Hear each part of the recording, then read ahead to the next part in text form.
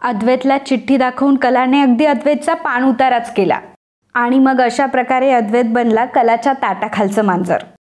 तर कलाला एकटं पाडण्यासाठी सरोज आणि नयनाची आता गट्टी जमली आहे। तर मित्रांनो, हे सर्व ट्विस्ट नक्की काय आहे हे तुम्हाला आजचा भाग पूर्ण बघितल्यावरच कळेल, त्यामुळे व्हिडिओ हा शेवटपर्यंत नक्की बघा। नमस्कार मंडळी, लक्ष्मीच्या पावलांनी या मालिकेच्या आजच्या महा एपिसोडमध्ये आपण बघणार आहोत खिरीचं पार्सल नयनाला रिसीव झालेलं असतं, परंतु किचनमध्ये अंजू असते, त्यामुळे नयनाला किचनमध्ये जाता येत नसतं। मग अंजू नयनाच्या जवळ येते आणि नयनाला विचारते की काय झाले नयनाताई, तुम्हाला काही हवंय का? तेव्हा नयना म्हणते की हो ना गं, मला ना माझा चार्जर हवाय, माझा फोन जरा डिस्चार्ज झालाय आणि तुला माहिती आहे ना अशा अवस्थेत जरा वर खाली करणं अवघडच होतं, त्यामुळे प्लीज तू मला माझा चार्जर आणून देशील? अंजू म्हणते की हो ताई, आणून देते की। असं म्हणताच अंजू आता नयनाच्या रूममध्ये जाते। मग नयना लगेचच किचनमध्ये येते। मग ती पार्सलमध्ये असलेली खीर आता ती एका बाउलमध्ये टाकते आणि त्याच वेळी तिथे कला येते। आता कला हा सगळा प्रकार बघते आणि नयनाला ती विचारते की नयनाताई, हे सगळं काय आहे? मला सांग की खिरीचं पार्सल तू बाहेरून ऑर्डर केलं का? अगं ताई, तू सरळ सरळ आबांना फसवतीयस। नयनाताई, तू प्लीज माझ्याकडे बघ आणि माझ्या प्रश्नांची उत्तरं दे। आता त्याच वेळी रोहिणी ही जिन्यावरनं खाली येत असते आणि तिला या दोघींच्या भांडणांचा आवाज येतो, त्यामुळे ती तिथेच थांबते। नयना कलावर ओरडते आणि म्हणते की कला, मला इरिटेट करू नको आणि प्लीज मला माझं काम करू दे, चल निघ इथून। तर कला म्हणते की अगं ताई, आजोबांनी जर तुला जबाबदारी दिली होती या सगळ्या गोष्टींची तर ती तू पार पाडायला हवी होतीस। अगं निदान तसा प्रयत्न तरी कर।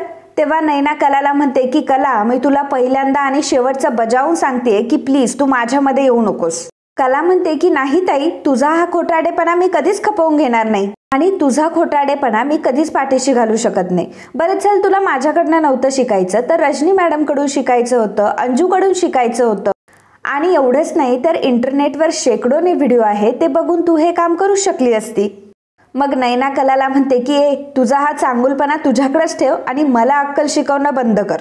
मुळात जे पाहिजे ते मी देते ना, मग ते कुठून आलं, कसं घडलं, ह्या सगळ्याची काय गरज? आणि कला, यामध्ये काही खोटारडेपणा वगैरे नाही हा।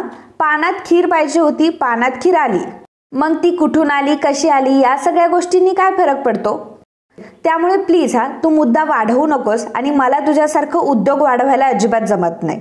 मला पण चांगलं वागता येतं, परंतु मला झेपेल तसं वागण्याचा मी प्रयत्न करते। आणि या सगळ्यामध्ये तुझा काय प्रॉब्लेम ग? तेव्हा कला म्हणते की अगं, आजोबांनी तुला खीर करायला सांगितली होती, याचा अर्थ त्यांना तुझ्या हातची खीर हवी होती। तू सोयीस्कररित्या वाटेल ते अर्थ घेऊ नकोस आणि तुझा हा खोटारडेपणा अजिबात खपवला जाणार नाही। नयना म्हणते की गप ग, खोटारडेपणाच्या गोष्टी तू करतेयस का? या घरामध्ये सगळ्यात जास्त खोटारडेपणा तर तू केलायस ग। रोहिणी त्या दोघींचं भांडण बघून मनात म्हणत असते की चला, ह्या दोघी जणी भांडायला लागल्या म्हणजे माझं काम फत्ते। ही नयना जर एकदा बोलायला लागली ना तर कोणाच्या बापालाही ही ऐकणार नाही। आणि तसंही ती कलाला काही इथे उभं करणार, नयनाच्या पुढे ही कला कधीच टिकू शकत नाही। नयना कलाला खोटारडे म्हटलेली असते, तेव्हा कला विचारते की का, असं का म्हणते मला, आणि काय खोटारडेपणा केला ग मी? नयना म्हणते की तुझं लग्न हे फक्त खोटारडेपणावर उभं आहे। खोटारडेपणाने डिझाईन्स तू केल्या, घरी पैसे देताना खोटारडेपणाने तू वागलीस। तू करतेस तो खोटारडेपणा नसतो का? की तू खोटारडेपणा करतेस त्यासाठी आपण आपल्या सोयीने शब्द बदलायचे आणि समजा मी काहीही केलं तरी मला वाईट ठरवायचं आणि त्याचा एवढा मोठा इश्यू करायचा। आणि तुझं फक्त एकच काम आहे, स्वतःला चांगलं आणि मला वाईट सिद्ध करायचं। तेवढं तुझं झालं की झालं। त्या दिवशी घर सोडून एकटीच निघून गेलीस ना, तेव्हा आबांना काय वाटेल, आबांचं काय झालं असेल इकडे, त्याचा विचार केलास का तू? त्यामुळे मला अक्कल शिकवणं तरी बंद कर। मग कला नयनाला म्हणते की नयनाताई, तू वाटेल ते बोलतीयस हा? हे बघ, तू आजोबांना फसवतीयस आणि तुझा हा खोटारडेपणा मी कधीच सहन करणार नाही। आता त्याच वेळी आबा त्यांच्या रूममधून बाहेर येतात तर रोहिणी लगेचच पळ काढते। नयनाचं लक्ष आबांवर जातं तर नयना लगेच कलाचा हात जोराने पकडते आणि म्हणते की आता तू तुझं तोंड बंद ठेव हा, उगाच आता मोठेपणा करायची गरज नाहीये, चल निघ, असं म्हणून ती कलाला ढकलून देते। आणि मग नयना आता ती खिरीचा बाउल घेऊन आबांकडे येते आणि आबांना म्हणते की अहो आबा, मी तुमचीच वाट बघत होते आणि हे बघा मी तुमच्यासाठी खीर बनवली आहे गव्हाची, मला जरा टेस्ट करून सांगता का कशी झाली आहे ते? तेव्हा आबा ती खीर चाखून बघतात आणि म्हणतात की अरे वा, एक नंबर झाली आहे। ते म्हणतात ना, केल्याने होत आहे रे, आधी केलेची पाहिजे। आणि नयनाला ते शाबासकीही देतात। नयना म्हणते की हो आबा, मी खूप एफर्ट्स घेतले आणि तुमच्यासाठी बनवली आहे खास।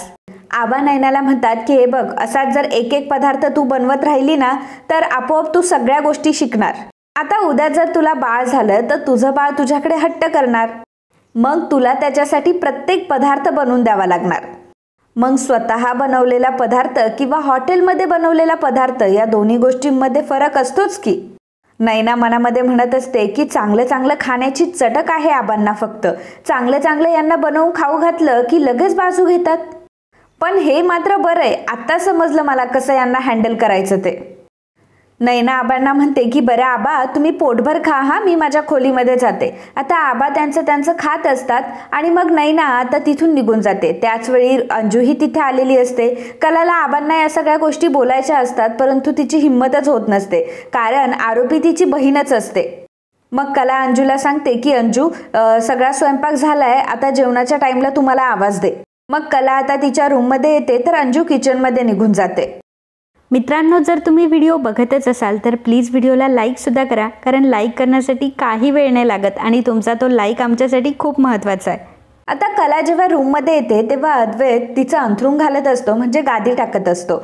आणि मग कलाला तो म्हणतो की ये ये ये, दमली असशील ना खूप. कला म्हणते की नाही, मी रोज एवढंच काम करते आणि एवढीच दमते. मला आज का हे सर्व विचारतोयस तू? तेव्हा अद्वैत म्हणतो की नाही नाही, मिस्टर स्वामीनाथन यांना नवीन पॅटर्नची डिझाईन द्यायची होती ना आज. ॲक्च्युली मला त्यांचा फोन आला होता, मग जमणार आहे ना तुला हे काम करायला?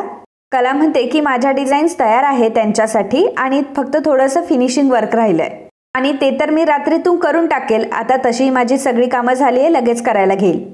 अद्वैत म्हणतो की ठीक आहे चालेल. मग कला लगेचच तिचे शीट्स वगैरे घेते, डिझाईन काढण्याचं सामान घेते आणि बेडवर येऊन बसते. आता अद्वैतचा जीव अगदी खालीवर झालेला असतो की आता ही बेडवर का बसतीये, हिचा बेडवर झोपण्याचा प्लॅन तर नाही आहे ना, आणि मग मी एवढी हिच्यासाठी गादी खाली टाकली आहे त्याचं काय. मग तो कलाला म्हणत असतो की खरे, अगं हे बघ, मी तुझ्यासाठी गादी टाकली आहे आणि बघ किती छान गादी टाकली आहे तुझ्यासाठी. तर कला म्हणते की हो रे चांदेकर, तू तर एकदम परफेक्शनिस्ट आहे आणि खरंच खूप छान गादी घातली आहे बरं का तू. अद्वैत म्हणतो की थँक्यू, आता मी एवढी चांगली गादी घातलीच आहे तर मग गादीवर बस ना तू, बेडवर बसण्याची काय गरज आहे.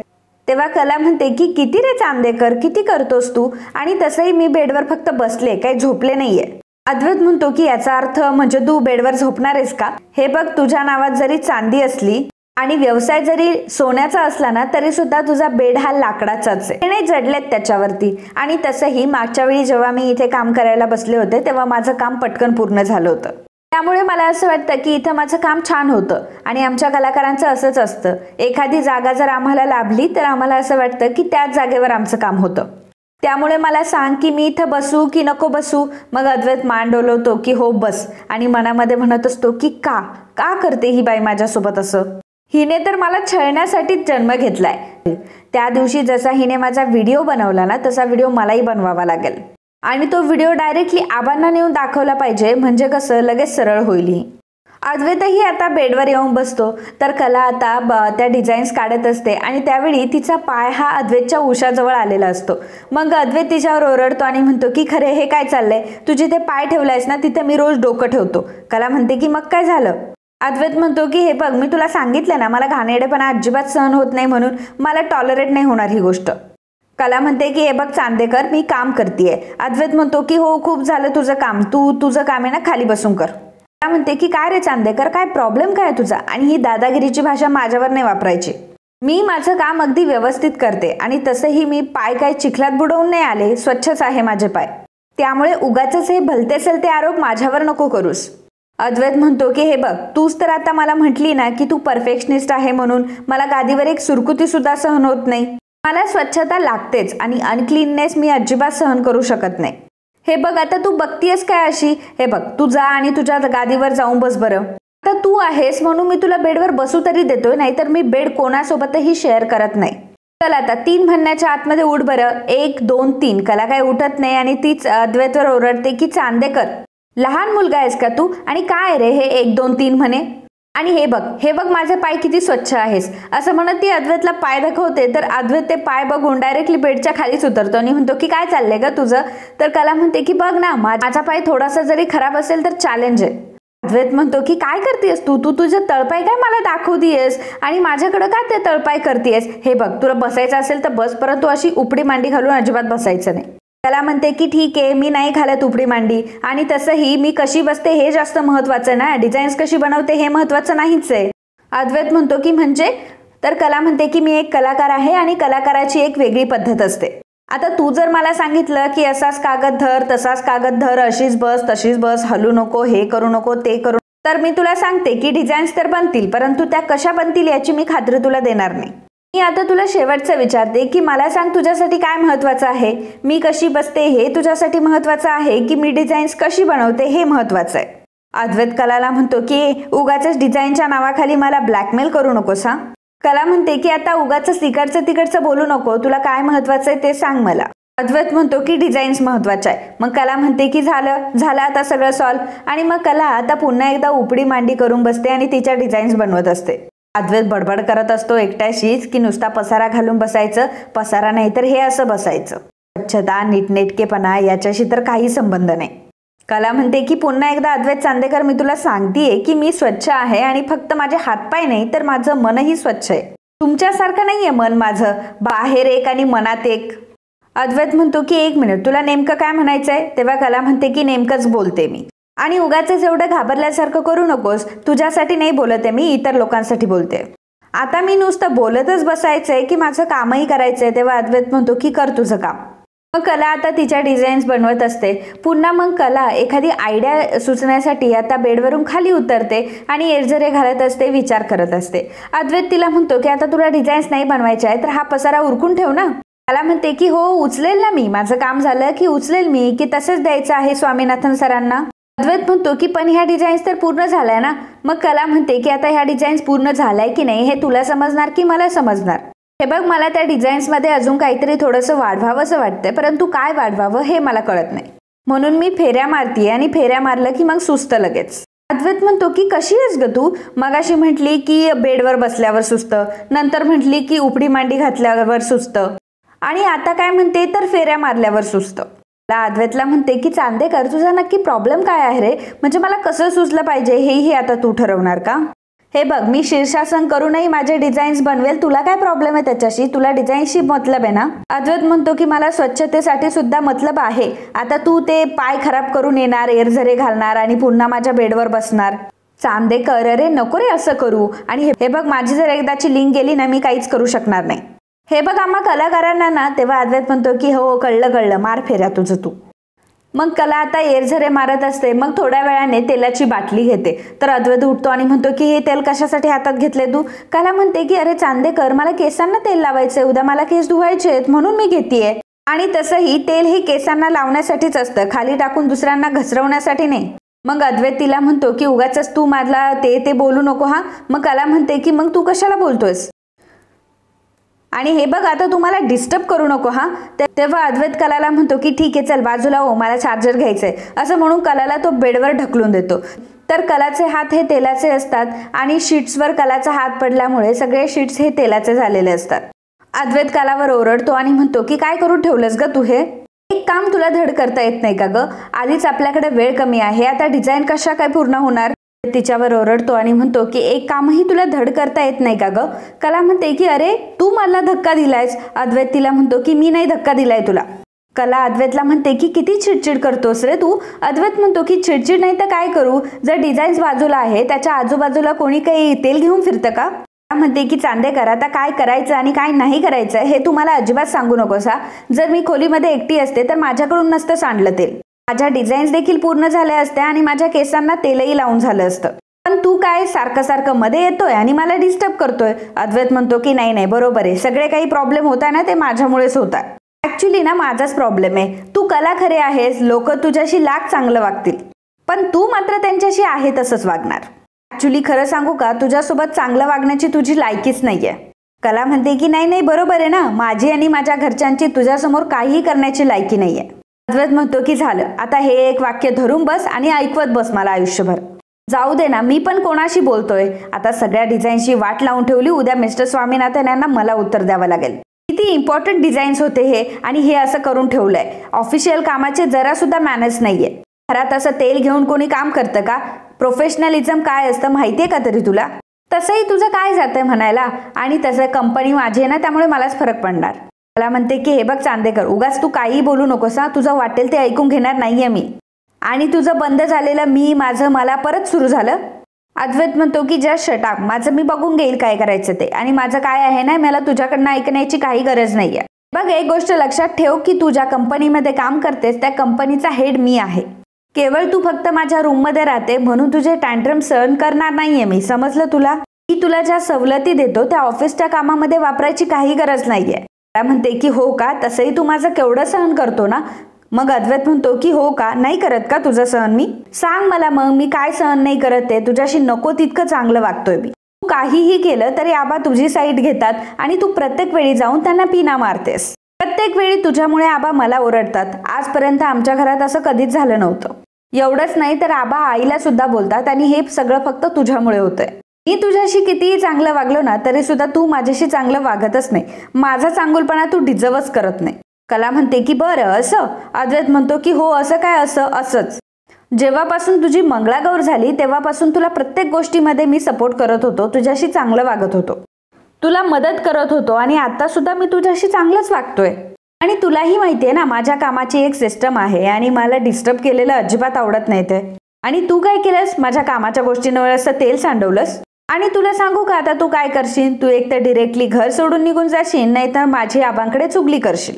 तुझ्यासारख्या लोकांना काय म्हणतात माहितीये ना, सेल्फ सेंटर्ड. खरं तर तुझ्यासारख्या माणसांसोबत चांगलं वागणंच चुकीचं आहे. किती चांगलं वागत होतो ग मी तुझ्याशी, परंतु तुझी ती लायकीच नाहीये आणि तू डिझर्वच करत नाही माझ्यासारखा चांगला वागणारा नवरा. कला तर अद्वैतकडे बघूच लागते, कारण बोलत कोण असतं, सेल्फ सेंटर कोण कोणाला म्हणत असतं, जे की अद्वैत तिच्याशी वागलेला असतो. मग कला अद्वैतला म्हणते की अच्छा, म्हणजे मंगळागौरीपासून सुरू आहे तर हे, जेव्हापासून आबांची तब्येत खराब झाली.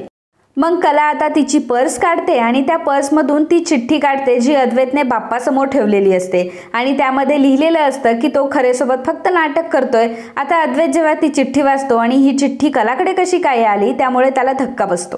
मग कला अद्वैतला म्हणते की माझ्याशी कोणीही चांगलं वागू नये अशी माझी लायकी नाहीये असं म्हणतोस ना तू.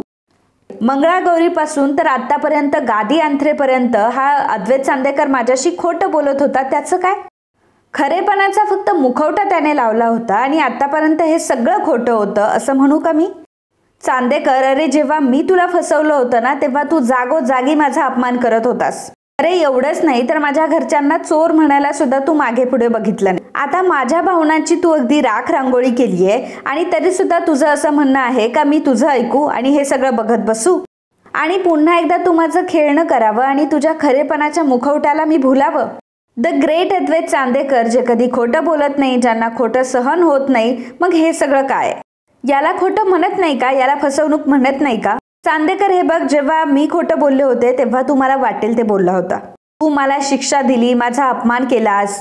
आता मी काय करायला पाहिजे मला सांग? अद्वैत चिडतो आणि म्हणतो की मुळात म्हणजे तू ही चिठ्ठी वाचली का? आणि आबांनी सांगितलं होतं ना की चिठ्ठी वाचायची नाही म्हणून.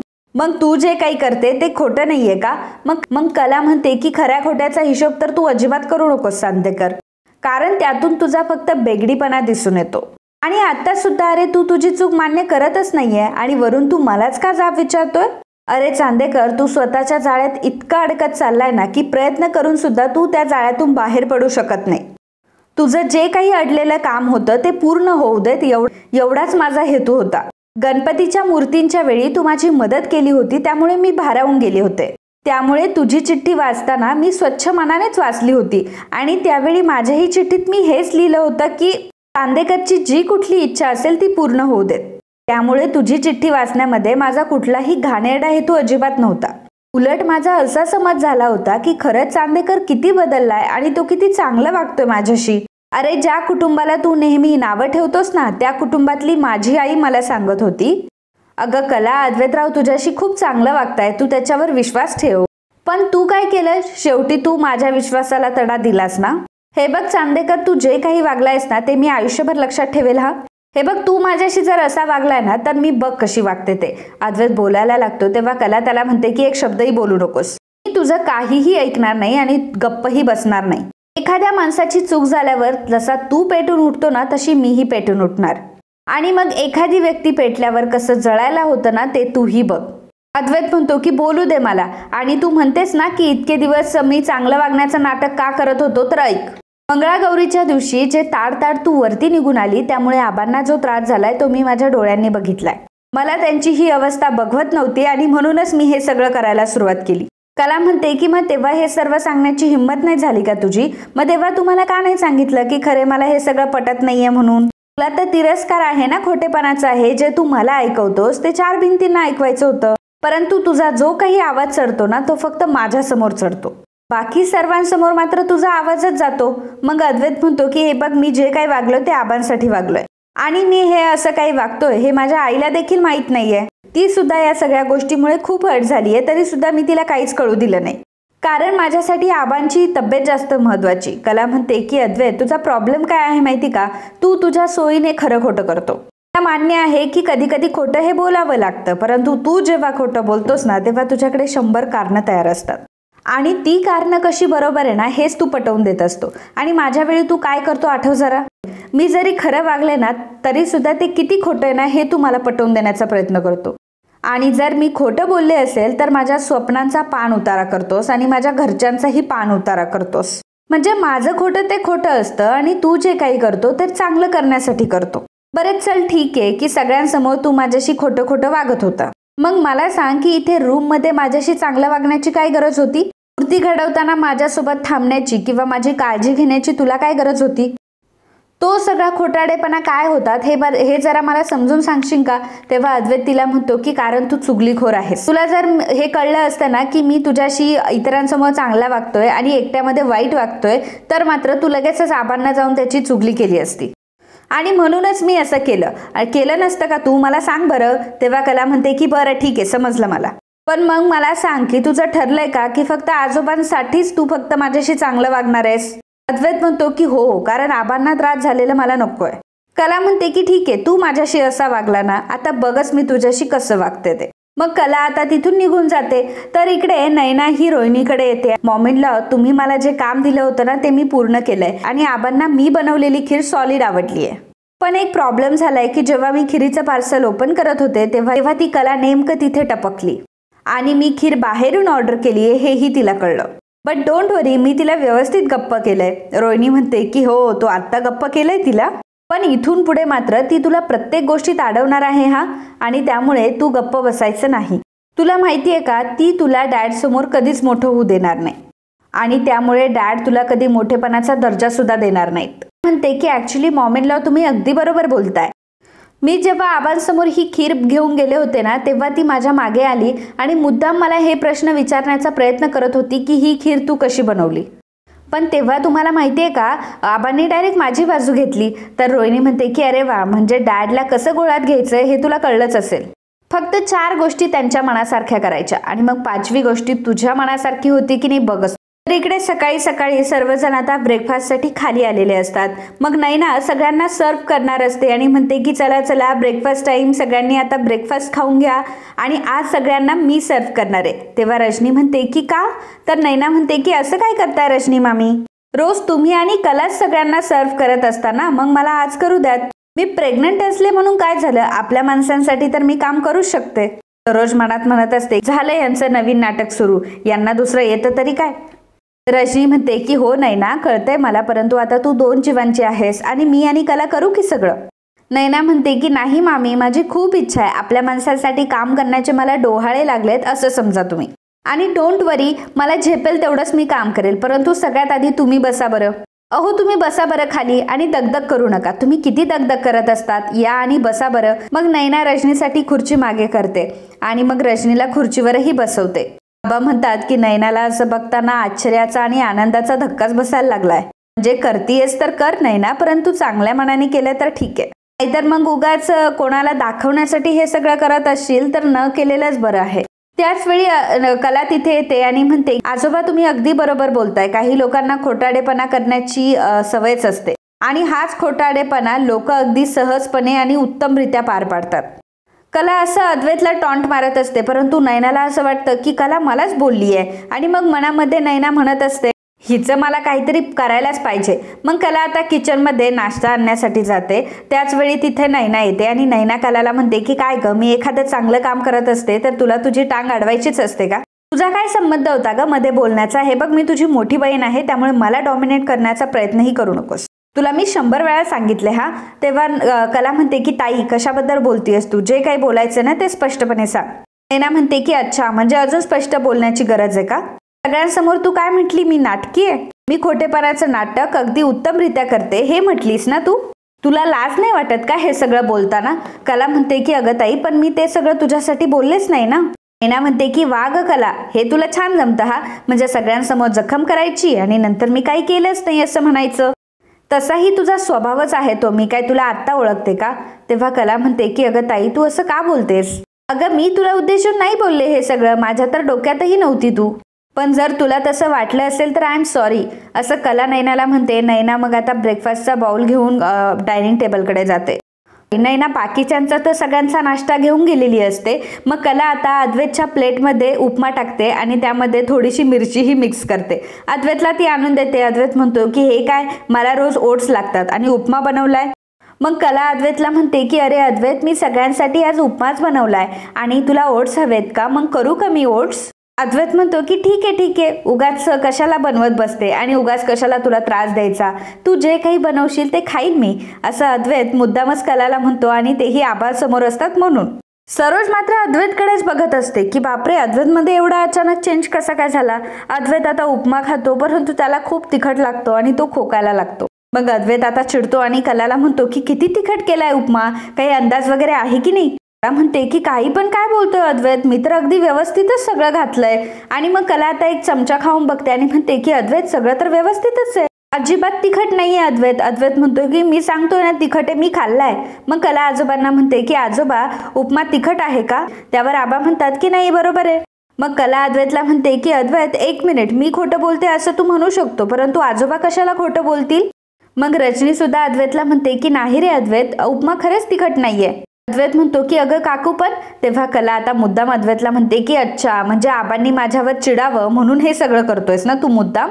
सरोज म्हणते की काय चाललंय ग तुझं, आणि शाळेत आहे का तो आता बालिशपणे त्याच्याशी असं वागतेस? आल्यापासून मी बघते की काहीतरी वेगळंच वागते तू, काहीतरी बिनसलंय तुझं त्याच्यासोबत. आणि अद्वैतला ती सांगते की अद्वैत, उगाच उपमा खाण्याची काही गरज नाहीये आणि उगाच वाटेल ते ऐकून घेण्याची काही गरज नाहीये. अद्वैत म्हणतो की नाही आई, अगं तसंही सगळेजण उपमा खातच आहेत ना, त्यामुळे कोणालाही तिखट लागत नाही, मग मलाही नाही लागणार, हो ना खरे? मग हरकत नाही, मी खातो, कदाचित मला तोंड आलं असेल म्हणून मला तिखट लागत असेल. मग अद्वैत आता तो उपमा खात असतो, एका हाताने पाणी पित असतो आणि एका हाताने उपम्याचा एक घास खात असतो. तेव्हा आबाई हसत असतात आणि कलाही हसत असते. इकडे सरोज ही काम करत बसलेली असते आणि मग रोहिणी तिचे कान भरण्यासाठी तिथे येते. रोहिणी सरोजला म्हणते की सरोज वहिनी, कलाचा आणि अद्वैतचा डायनिंग टेबलवर काय सुरू होतं ग नक्की? सरोज म्हणते की हे बघ, तुला काही बोलायचं असेल ना तर दुसरं बोल, त्या दोघांविषयी बोलण्यात मला काही पण इंटरेस्ट नाहीये. रोहिणी म्हणते की सरोज वहिनी, तू मला सारखं सारखं असं टाळणं बंद कर बरं. अगं मला काहीतरी महत्वाचं बोलायचं असतं म्हणून तर तुझ्याकडे बोलायला येते मी. हे बघ, तू अगं भलेही ऑफिसमध्ये अकाउंट हँडल करत असतील, परंतु छोट्या छोट्या गोष्टींकडे तू तर लक्षच देत नाही. अगं पण ह्या छोट्या गोष्टी माझ्या तर लक्षात येतात ना, म्हणून मी त्या तुझ्या लक्षात आणून देण्याचा प्रयत्न करते. हे बघ सरोज वहिनी, तू जर असंच वागत राहिली ना तर एक ना एक दिवस सगळ्या गोष्टी तुझ्या हातातून निसटून जातील हा, आणि बघ मग रडत बसशील. म्हणजे बघ, कला आणि अद्वैत दोघंही आता जवळ यायला लागलेत. त्यांचं स्वतःच एक वेगळं जग निर्माण झालंय आणि त्यात तू सुद्धा बाहेरची आहे त्यांच्यासाठी. पण तुला माहितीये का, हे सगळं तुझ्या कधी लक्षात येईल? जेव्हा तुझा मुलगा पूर्णपणे त्या मुलीच्या आहारी जाईल आणि मग तेव्हा तुझ्या लक्षात येईल.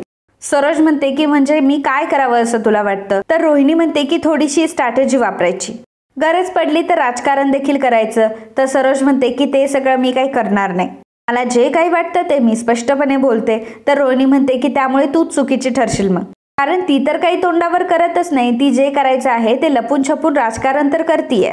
आणि हे बघ, समोरच्याला जर शह द्यायचा असेल ना तर तुला मात्र उलटी चाल खेळावीच लागेल. सरोज वहिनी, अगं आयुष्याचा गेमच आहे, जोपर्यंत खेळ खेळशील तोपर्यंत निदान जिंकण्याची शक्यता तर आहे. परंतु जर तू खेळ थांबवला तर आपसुकच तू समोरच्याच्या पदरात दान टाकतेस ना, आणि तेही तुझ्या मुलाचं. तेव्हा सरोज म्हणते की मग मी नक्की काय करावं असं तुला वाटतंय?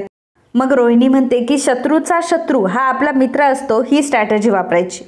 सरोज तिला म्हणते की हे बघ, शब्दांचे खेळ करू नको, जे काही आहे ते स्पष्टपणे सांग. तेव्हा रोहिणी म्हणते की ठीक आहे, स्पष्टपणे सांगते. हे बघ, नैना आणि कला दोघीही सख्या बहिणी आहेत, परंतु त्या दोघींचंही एकमेकींशी पटत नाही. त्यात ती नैना डॅडच्या पुढे पुढे करते, म्हणून मला असं वाटतंय की तू नैनाला सपोर्ट कर. आणि तसंही या घरामध्ये तुझ्या शब्दाला खूप मान आहे सरोज वहिनी. सरोज म्हणते की अगं तू काय बोलतेस, तुला तरी कळतंय का? ती मुलगी मला अजिबातही आवडत नाही. माझ्या मुलाच्या बाबतीत ती कसं वागली ते तुलाही चांगलं माहितीये. वहिनी म्हणते की अगं सरोज वहिनी, मला माहितीये, परंतु मीही काही विसरले नाहीये. मलाही ती मुलगी आवडत नाही. अगं इनफॅक्ट ती मुलगी आपल्या घरात कोणालाच आवडत नाही, परंतु जर कलाला आपल्याला डॉमिनेट करायचं असेल त्यासाठी मात्र आपल्याला नैनाला पाठिंबा द्यावाच लागेल. एकदा की डॅडच्या नजरेमध्ये कलाचं महत्त्व कमी झालं ना, मग उठसूट कलाच्या प्रत्येक गोष्टीला ते हो हो म्हणत असताना ते बंद होईल. आणि मग अद्वैतला सारखं सारखं ते बाजू घ्यायला सांगतात ना, तेही बंद होईल. म्हणजे काय होईल, अद्वैत आपोआप कलाच्या तावडीतून सुटेल. सरोज वहिनी तुला कळतंय ना मी काय बोलते ते? तेव्हा सरोज म्हणते की हो कळतंय मला तू काय बोलते ते. बरोबर आहे तुझं, तू म्हणते तसं करूयात आपण. रोहिणी म्हणते की नाहीस, मग करूयात आपण तसंच. सरोज आता रोहिणीच्या बोलण्याचा विचार करू लागते. रोहिणी तिथून निघून येते आणि मनामध्ये विचार करत असते की एकदा की सरोज वहिनीने नैनाला पाठीशी घातलं, कला तर डॉमिनेट होईलच, आणि मग त्यानंतर दोन्ही बहिणींमध्ये जो भडका उडेल ना तो काहीतरी वेगळाच असेल. तर इकडे संगीता ही गुरुजींना कॉल करते आणि गुरुजींना सांगते की मी संगीता खरे बोलतीये. तुम्हाला आठवण करून दिली भाऊजींच्या श्राद्धाची. तुम्हाला सांगितले त्याप्रमाणे तुम्ही मला लिस्ट बनवून द्याल का? म्हणजे आयत्या वेळीला घाईघाई व्हायला नको ना, म्हणून म्हणते. संगीता फोन ठेवते तर बाबा तिथे येतात आणि विचारतात की काय संगे, कोणाला कॉल केला होतास? तेव्हा संगीता सांगते की हो गुरुजींना कॉल केला होता.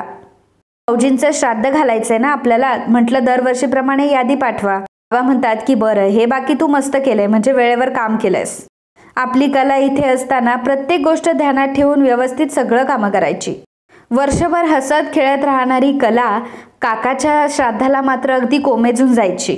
लई हळवी आहे माझी पोर. तर संगीता म्हणते की हो ना, भाऊजींचा ऍक्सिडेंट तिच्या मनावर फारच खोल रुतून राहिला. काय करायचं, बोलावून तर घ्यावंच लागेल ना तिला. आधीच तिचे त्रास काय तिला कमी आहेत का? त्यातल्या त्यात ही नवीन एक गोष्ट घडली. तर बाबा म्हणतात की हो खरंय ग तुझं, परंतु आता तिला आपण कसं बोलवायचं? दोघंही आता त्या गोष्टीचा विचार करू लागतात. इकडे सरोज जेव्हा रूममध्ये असते तेव्हा अद्वैत तिथे येतो आणि म्हणतो की आई माझं जरा काम होतं तुझ्याकडे. त्याच्या हातात एक फाईल असते. सरोज उठते आणि अद्वैतला म्हणते की मला तुझ्याशी काहीच बोलायचं नाहीये आणि कामाचं तर तू तुझं बघ. तर अद्वैत विचारतो की आई काय झाले, अजूनही तू अपसेट आहेस का? सरोज म्हणते की अरे वा, म्हणजे तुला अजूनही हे विचारावंसं वाटतं का की मी नाराज आहे का? तेव्हा अद्वैत म्हणतो की हे बघ आई प्लीज तू गैरसमज करून घेऊ नकोस. तेव्हा सरोज म्हणते की हे बघ अद्वैत, तू तुझं वागणं बदल, मी माझा मूड बदलवेल.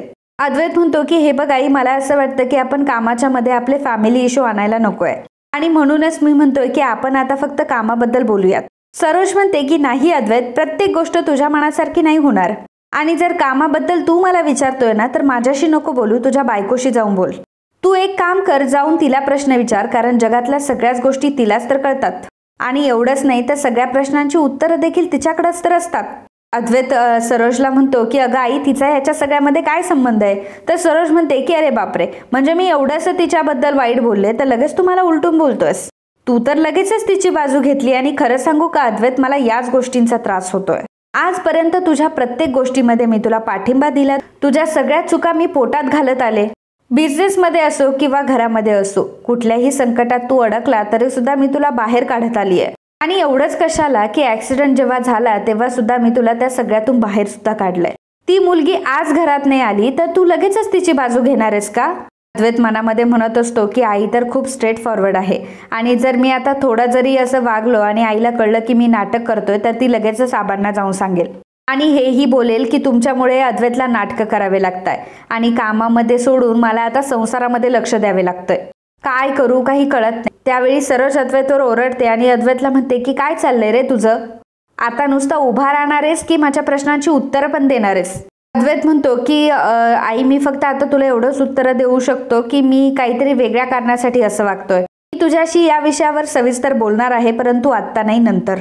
परंतु प्लीज तोपर्यंत मला तू काहीच विचारू नको, कारण तोपर्यंत मी तुला काहीच सांगू शकत नाही, असं अद्वैतने सरोजला तोंडावर सांगितलेलं असतं. त्यामुळे सरोजला अद्वैतचा खूप राग येत असतो. आणि मित्रांनो, आजचा हा भाग इथेच संपतो.